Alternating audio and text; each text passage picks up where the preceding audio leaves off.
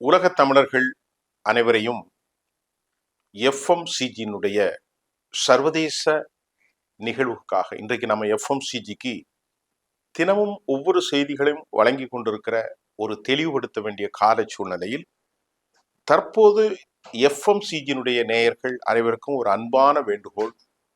உலகத்தரம் வாய்ந்த செய்திகளை நாங்கள் தர காத்திருக்கிறோம். உங்கள்கிட்ட அன்பான ஒரு வேண்டுகோள். இதுல எல்லா செய்தியும் வரப்போகிறது. அரசியல், சினிமா, கலை, கலாச்சாரம், ஆன்மீகம், பண்பாடு, சமூகம் எல்லாம் வரும். சர்வதேச செய்திகளும் அதிகமாக வரப்போகுது. இதை நீங்கள் ஒன்றுமே செய்ய வேணாம், சப்ஸ்கிரைப் பண்ணி அதை ஷேர் பண்ணால் போதுமானது. அதுக்குரிய பெல் பட்டன் ஏதோ ஒன்று இருக்குது, அதெல்லாம் கேட்டு செய்ய வேண்டிய முறைகள்லாம் செஞ்சுருங்க. உங்களுக்கு எங்களுடைய காணொலி வரும். தினமும் இப்போது ஒன்று போடுகிறோம். வரும் நாட்களில் டிபேட் ஷோலாம் நாங்கள் நடத்த போகிறோம். நிறைய விஷயத்த உங்களுக்கு கொண்டு சேர்க்கணும். ப்ளீஸ், நாட்டில் எதை வேணாலும் பேசுகிறாங்க, நாங்கள் பேசுகிறத நீங்கள் உங்களுக்கு பிரயோஜனமாக இருக்கும். இப்போ நான் பேச போகிறது அமெரிக்கா ஈரான் ஒப்பந்தம் கதை முடிந்தது. அமெரிக்க அதிபர் நேற்று பேசிட்டாரு, இட்ஸ் ஓவர் அப்படிங்கிற. Something good happen. என்னை பொறுத்தவரை I think it's over. America அப்ப சொல்ற, நான் நினைக்கிறேன் இந்த ஒப்பந்தம் முடிஞ்சதுன்னு. ஆனா சில நடக்கலாம், வேற யார் வேணாலும் பேசுவாங்க அப்படின்னு ஒரு ஆம்பிகிட்டி, தெளிவின்மையான ஸ்டேட்மெண்ட் அவரு வாயிலிருந்து வந்திருக்கிறது. ஆனா உலகத்துல நிறைய அரசியல் தலைவர்களை நாம் பார்த்திருக்கிறோம். நாம பொதுவா என்ன நினைப்போம்னா, நம்மலாம் ரொம்ப டீசென்ட் இல்லாத ஆட்கள்ப்பா, வெள்ளக்காரன் மாதிரி அப்படின்னு சொல்லுவோம் நம்ம ஊர்ல. எங்க அப்பா கூட அடிக்கடி சொல்லுவார், ஊர்ல பேசும்போது வெள்ளக்காரன மாதிரி அப்படிம்பார். அப்ப நான் நினைப்பேன், வெள்ளக்காரர்கள்னா ரொம்ப மொராலிட்டி உள்ள ஆட்கள் போல. நான் அப்படிதான் நினைப்போம், பொய் சொல்ல மாட்டாங்க, டீசெண்டா இருப்பாங்க.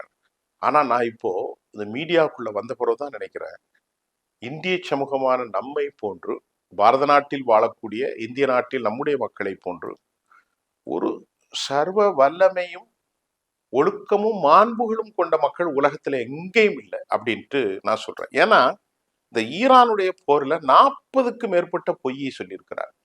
இது ஒரு மாசம் 20 நாளைக்கு முன்னாடி உள்ள கதை. இப்ப 45 பொய் இருக்கும். உலகத்துல கவுண்ட் பண்றாங்க, அமெரிக்க அதிபர் எப்படிலாம் பொய் சொல்றார் அப்படின்ட்டு. பரஸ்பரம் 2 பேருக்குள்ள தாவானா 2 பேருக்கு மேலேயும் தப்பு இருக்கும். ஒரு பக்கம் மட்டும் தப்பு இருக்காது. ஈரான் மேல ஏராளமான தப்பு இருக்கும், அமெரிக்காவின் மீது ஏராளமான தப்பு இருக்கும். இப்ப இந்த செய்தியை நம்ம பார்ப்போம். ஏன்பா ஏன் போர் நின்றுச்சு அப்படின்னு கேக்குறீங்க எஃப்எம்சிஜியுடைய நேயர்கள். போர் ஏன் மறுபடி தொடங்குச்சு சார்? இந்த போருக்கு மூல காரணம், அமெரிக்கா இதுவரை உலகத்தை ஆட்டி படைத்து எல்லாரும் ஏன் சொல்லுதான் கேட்கணும், நான் வைக்கிறதா சட்டம் அப்படின்னு இருந்த சட்டத்தை அமெரிக்காவை எதிர்த்து கேள்வி கேட்க முடியாமல் எல்லா நாடுகளும் அவர்களுக்கு ஒரு சலாம் போடுகிற நிலை உருவானது. 1935களுக்கு பிறகு கண்டுபிடிக்கப்பட்ட எண்ணெய் வளம் 1967 70களில் அது உருமாறி பெட்ரோ டாலர் என்கின்ற ஒரு பெரும் வருவாய் தரக்கூடிய ஒப்பந்தத்தின் பால் அரபுகளை ஒன்றிணைத்தது அமெரிக்கா. நீ எத்தனை அரை லிட்டர் 1/4 லிட்டர் விற்பனை செஞ்சாலும் என்னுடைய டாலர்ல மட்டும்தான் டிரான்சாக்ஷன் நடக்கும்.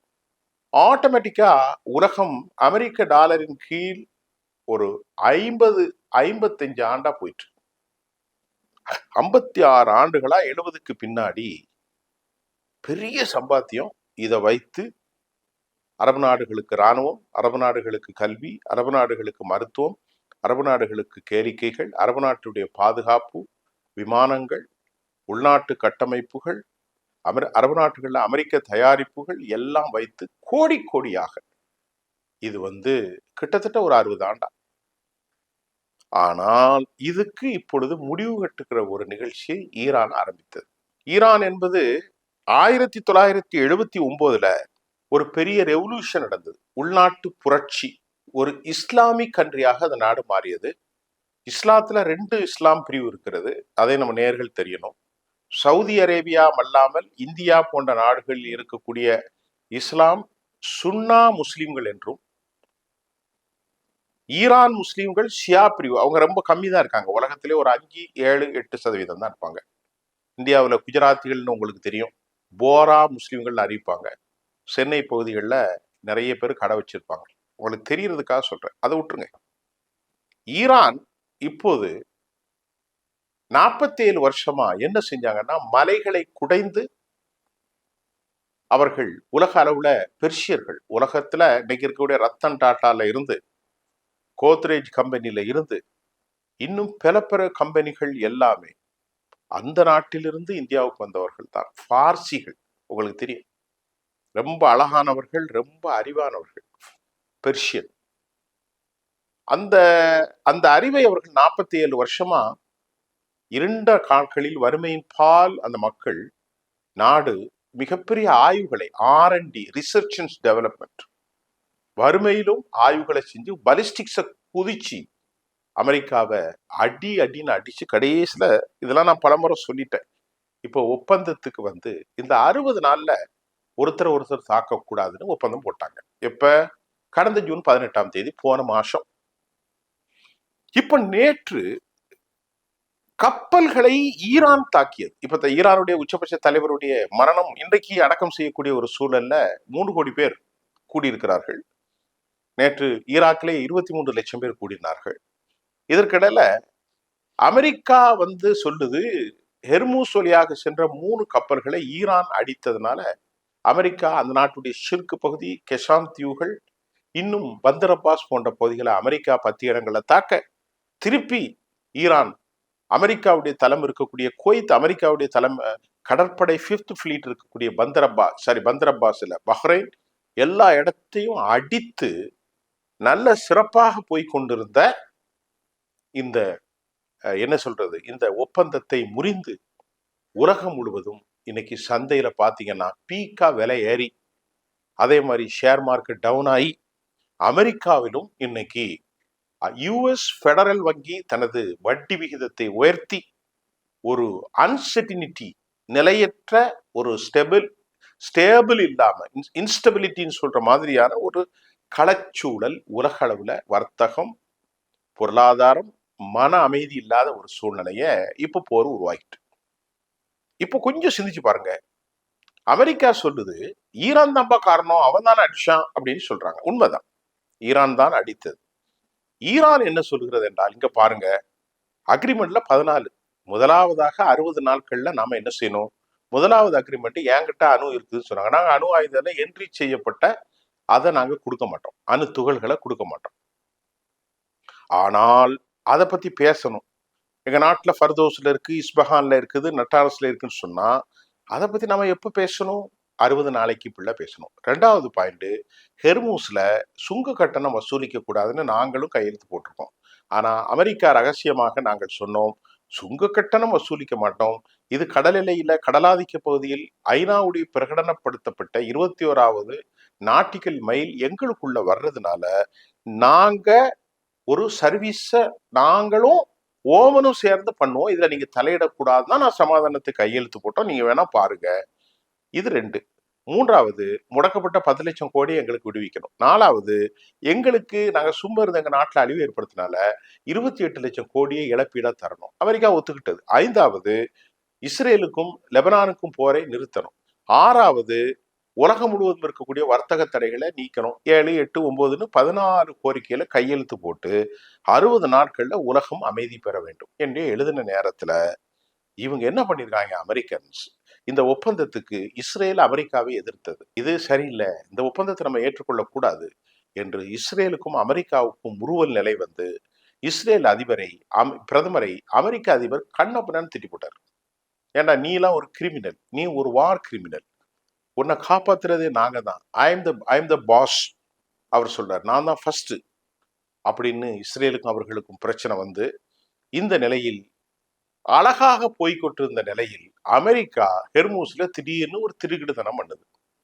ஒப்பந்தம் என்னவோ ஈரானுடைய கண்ட்ரோல்ல போகட்டு, ஆனா சுங்க கட்டணம் வசூலிக்க கூடாது.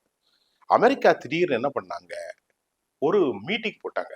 இந்த 60 நாளைக்குள்ள எது மீட்டிங்குமே போடக்கூடாது போட்டு அரபு நாடுகளை பஹ்ரைன்ல தூண்டி விட்டு, இன்டர்நேஷனல் வெளிவிவகாரத்துறை அமைச்சர், அதாவது சர்வதேச வெளிவிவகாரத்துறை அமைச்சர் மீட்டிங்கை போட்டு ஒப்பந்தத்தில் போட்டப்பட்ட நகலுக்கு எதிராக அவர்களையே தூண்டி விட்டு, அரபுகளை தூண்டி விட்டு குரல் கொடுக்க வச்சது அமெரிக்கா. இது இப்போ போன வாரம் ஒரு 6 நாட்கள் 7 நாட்களுக்கு முன்னாடி அவங்க சொன்னாங்க, என்ன பாருங்க, என்ன பாருங்க, அதுல யாரெல்லாம் கலந்துக்கிட்டா தெரியுமா? கத்தர் கலந்துகிட்டது. அதுல யாரெல்லாம் கலந்துக்கிட்டாங்க? ஓமன் கலந்துக்கிட்டது, சவுதி அரேபியா, எல்லா நாடும் தான் கலந்துக்கிட்டாங்க. பஹ்ரைன், குவைத்து, யுஏஇ, இந்த நாடுகள்லாம் சமாதானத்துக்கான நாடுகளாகவும் செயல்பட்டது. இந்த நாடுகள் அமெரிக்காவுடைய சொல்லை கேட்டு மறுபடியும் அங்க போய் சேர்ந்து, அமெரிக்கா தான் கையெழுத்து போட்டு ஈரான்ட்ட அணு ஆயுதம் இருக்கக்கூடாது, ஈரான்ட்ட பாலிஸ்டிக்ஸ் மிசைல் இருக்கக்கூடாது, ஹெர்மூஸ் ஈரான்ல வசூலிக்க கூடாதுன்னு போட்ட அக்ரிமெண்ட்டுக்கு மேல திடீர்னு குரல் கொடுக்க ஆரம்பிச்ச உடனே ஈரான் ஷாக் ஆயிடுச்சு. என்னடா, கத்தரும் இவர்கள் எல்லோரும் சேர்ந்துதானே அக்ரிமெண்ட் செஞ்சோம், இப்ப திடீர்னு வெளிவிவகாரத்துறை கூட்டத்தை மார்க்கோ ரூபியோ, அமெரிக்காவுடைய பிரசிடென்ட் உத்தரவின்படி வெளிவிவகாரத்துறை அமைச்சர் மார்க்கோ ரூபியோ வந்து அவர் சொல்றாரு, மறுபடி அக்ரிமெண்ட்டை போட்டு முடிச்சிட்டாங்க, உலகம் அமைதியாயிட்டு. உலகம் அமைதியான பிறகு அவர்கள் மீண்டும் பழைய கதையை தட்டுறாங்க.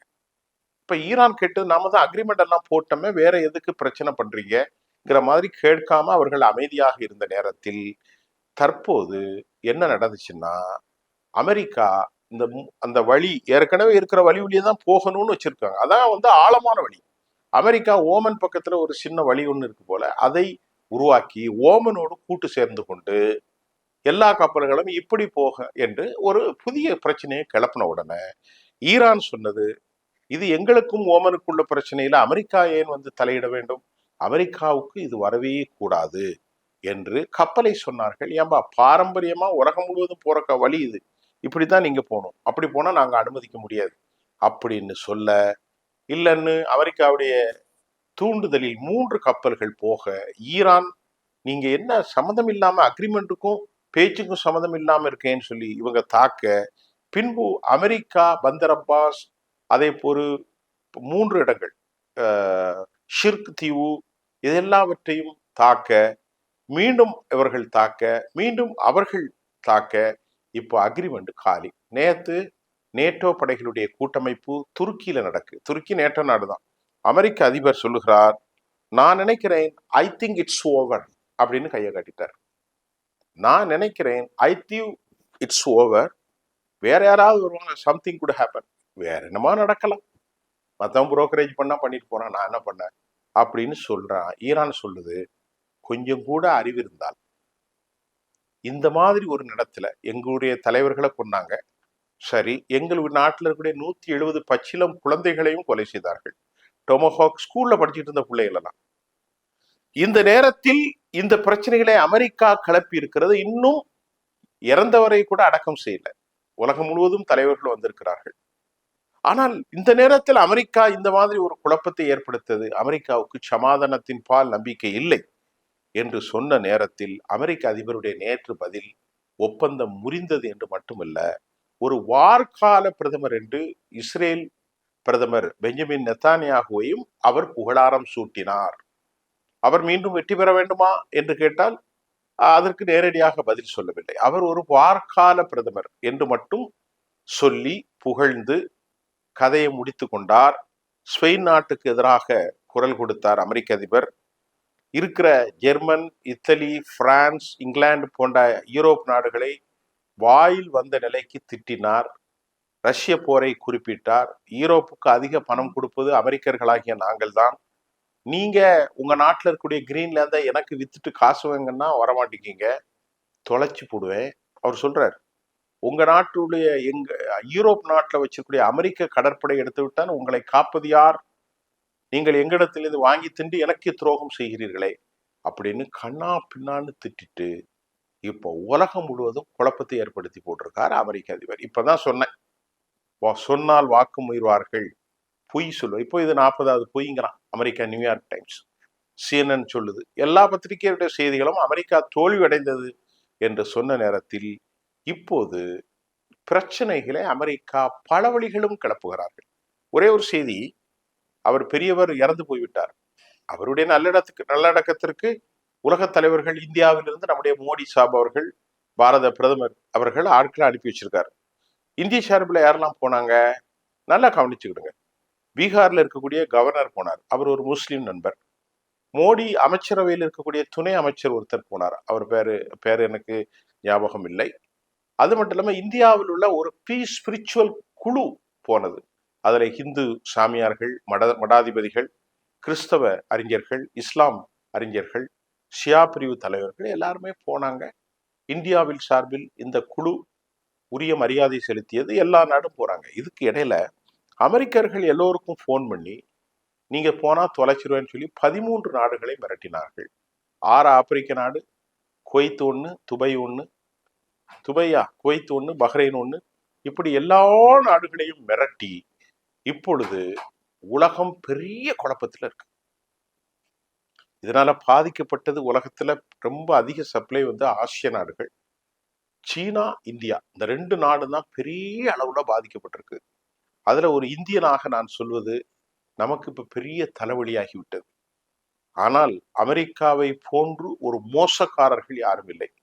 இந்த போரை பொறுத்தவரை போர் நிற்கக்கூடாது என யூதர்கள் விரும்புவதற்கு காரணம், மூல காரணம் உண்டு. காரணம், இந்த போர் நின்றால் பெஞ்சமின் நெத்தன்யாகு மீது வழக்கு வந்துவிடும், அவர் சிறை செல்வார், அவருடைய ஊழல் வழக்கெல்லாம் வந்துடும். ஆகவே பெஞ்சமின் நெத்தன்யாகு வெற்றி பெற்றிருக்கிறார், இஸ்ரேல் வெற்றி பெறவில்லை.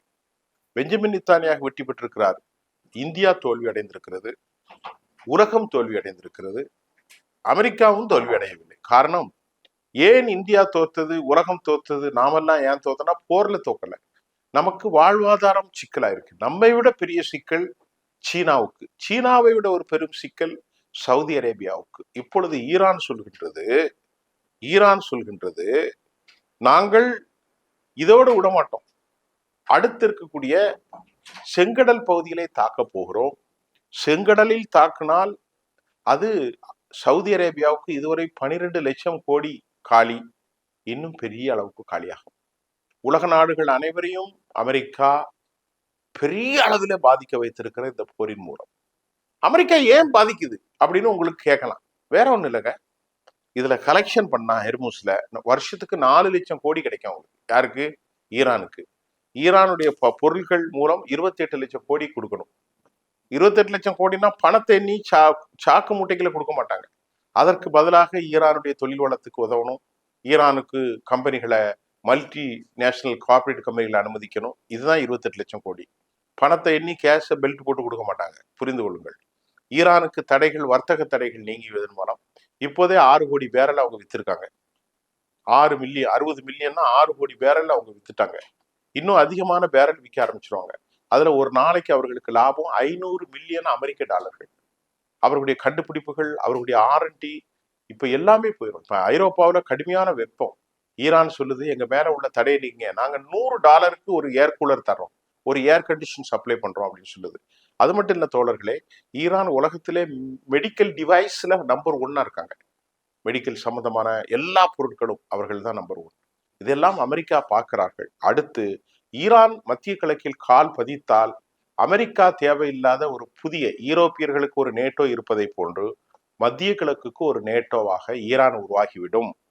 ஆகவே அமெரிக்காவினுடைய பாதுகாப்பு இனி எங்களுக்கு தேவையில்லை என்று சவுதி அரேபியா அறிவிக்க போகிறார்கள்.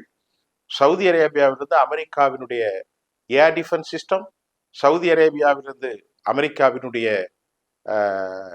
ரேடார் சிஸ்டம், அமெரிக்காவுடைய F series flight, F-35, F-15, F-16 எல்லாம் எதெல்லாம் கொடுக்க போறார்களோ அவ்வளவுதையும் எடுக்க போறாங்க அமெரிக்காவுடைய கப்பல் நிலைகள். ஏனென்றால் அவர்கள் இப்பொழுது பாகிஸ்தானோடு நெருங்கி போய்விட்டார்கள், சீனாவோடு நெருங்கி இருக்கிறார்கள். வரும் நாட்களில் அவர்கள் ஈரானோடும் நெருங்குவார்கள். இதெல்லாம் மனசுல வச்சுக்கிட்டு தான் ஈரான் பெரிய ஆள் ஆயிட்டா நமக்கு வருங்காலத்தில் பெரும் சிக்கல் என்பதை அக்ரிமெண்ட் போட்ட பிறகு அவருக்கு தலையில உரைச்சி அங்கிருந்து யூத லாபி பிரஷர் கொடுத்ததுனால இப்போ அந்த போர் தொடரக்கூடிய அபாயம் இருக்கிறது. அமெரிக்கா 2 முறை தாக்கி இருக்கிறது, ஈரான் 1 முறை தாக்கி இருக்கிறது. இன்று அவருடைய பூத உடல் நல்லடக்கம் செய்யப்படும். அதற்கு பிறகு நாளை மறுநாளிலிருந்து போர் உக்கிரநிலை அடையும். ஒரு இந்தியராக நமக்கு பெரிய கவலை, நம்ம நாட்டுக்கு வரக்கூடிய பெரும்பான்மையான சிக்கல் ஏற்படும் இதற்கு. ஆகவே உலகம் அழிவுக்கு உட்படுத்தக்கூடிய அமெரிக்கா வெற்றி பெறுகிறது. அமெரிக்கா வெற்றி பெறுகிறது என்றால் அமெரிக்கா தன் ஈகோவால் வெற்றி பெறுகிறது. ஆனால் உலகம் இந்த பொருளாதார நெருக்கடியை சீனா, இந்தியா, சவுதி அரேபியா, UAE மற்ற நாடுகள்லாம் எப்படி சந்திக்க போகிறார்கள் என்ற கவலையான பதிவோடு FMCGக்காக நான் விடைபெறுகிறேன்.